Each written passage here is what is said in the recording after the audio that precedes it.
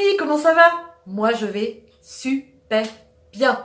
On est encore au cœur de l'hiver. On va se préparer un plat aujourd'hui réconfortant. Un plat que vous étiez déçus que je ne fasse pas au moment où j'ai commencé mes challenges du vendredi.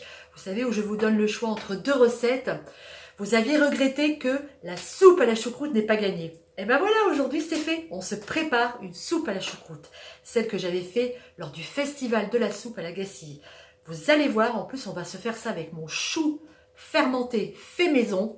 Je vous mets le lien là-haut dans le petit de la recette du chou maison. C'est un régal. Allez, c'est parti pour la soupe à la choucroute.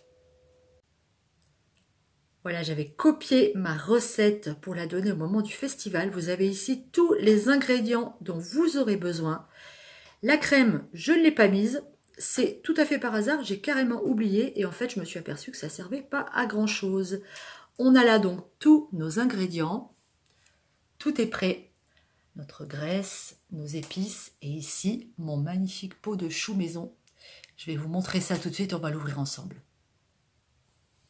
Donc faire sa choucroute maison, comme je vous l'avais expliqué, c'est extrêmement simple. On va ouvrir ça. Vous avez entendu les pchit? Super, le travail c'est fait. Ce pot-là, il a 5 mois. On enlève la feuille que j'avais mis dessus.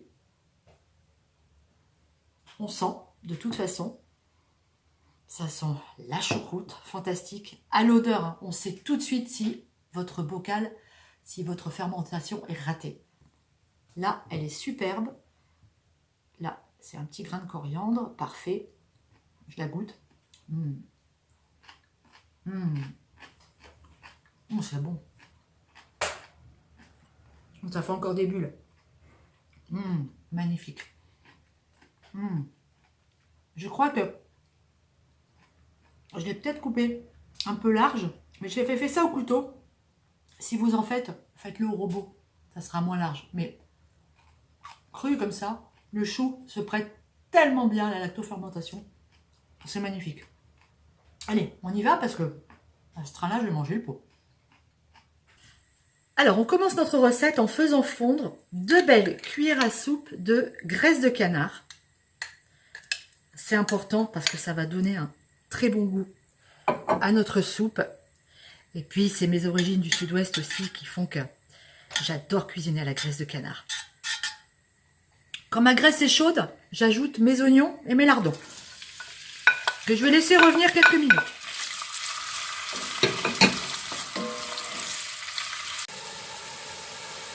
J'ai dû changer de gamelle. J'avais pris ma jolie cocotte en fonte, mais en fait, je me suis dit qu'elle allait être un peu trop petite. Alors, maintenant que c'est revenu, j'ajoute mes épices, mon mélange d'épices.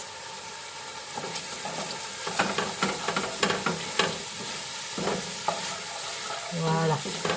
Je laisse prendre couleur une petite minute. Et là, j'ajoute mon chou. Hop.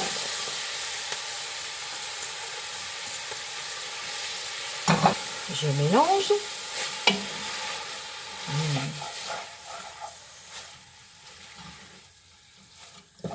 Alors, c'est un plat que je ne vais pas saler parce que le chou qui était en saumure est déjà salé. Donc, je vais uniquement poivrer ma soupe.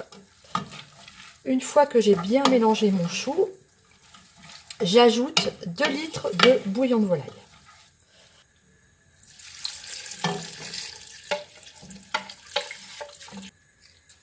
On poivre et on va laisser mijoter cette première partie de la recette entre 20 minutes et 30 minutes. Moi, je vais laisser 30 minutes parce que j'avais un tout petit peu plus de chou.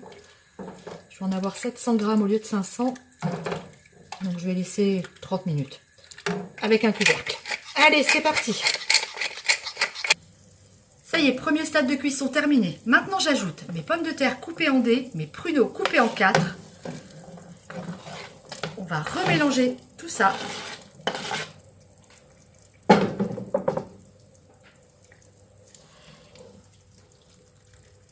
Ça sent déjà très, très, très bon.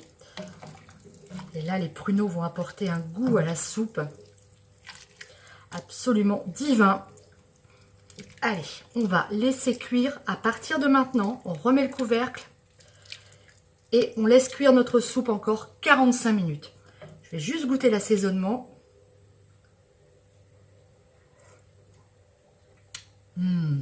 C'est parfait. Allez, c'est parti pour 45 minutes. Ça y est, ma soupe est cuite. Regardez l'aspect de ce bouillon. Oh, le paprika qui lui a donné cette couleur orangée. Oh, ça sent tellement bon. Oh là là. Ça y est, ma soupe est cuite, elle est derrière. Alors, il est 4h30. Mais là, je ne peux pas m'empêcher de la goûter tout de suite.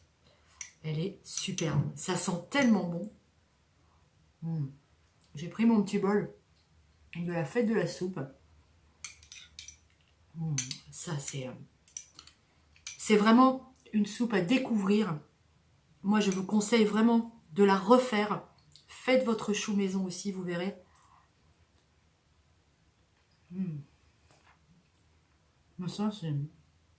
Ça, c'est vraiment exceptionnellement bon.